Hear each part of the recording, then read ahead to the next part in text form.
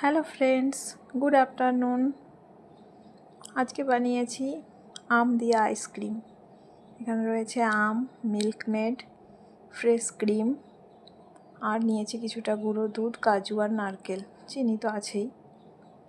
আমগুলোকে স্লাইস করে ছোট ছোট করে কেটে নিয়ে মিক্সির জারের মধ্যে নিয়ে নিয়েছি।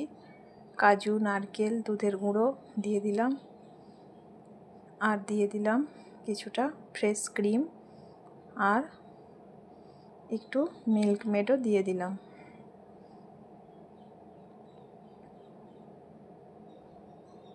এরপর দিচ্ছি কিছুটা চিনি।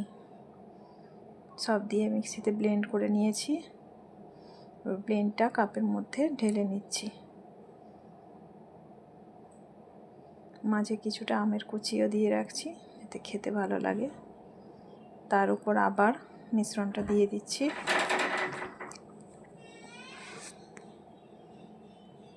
কাঠিগুলো লাগিয়ে দিলাম, আর যেটা বেড়েছিল সেটা একটা কন্টেনারের মধ্যে দিয়ে কিছুটা আম ছড়িয়ে দিয়ে ঢেকে রাখবো।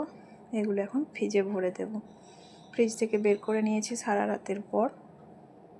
দেখো কেমন হয়েছে।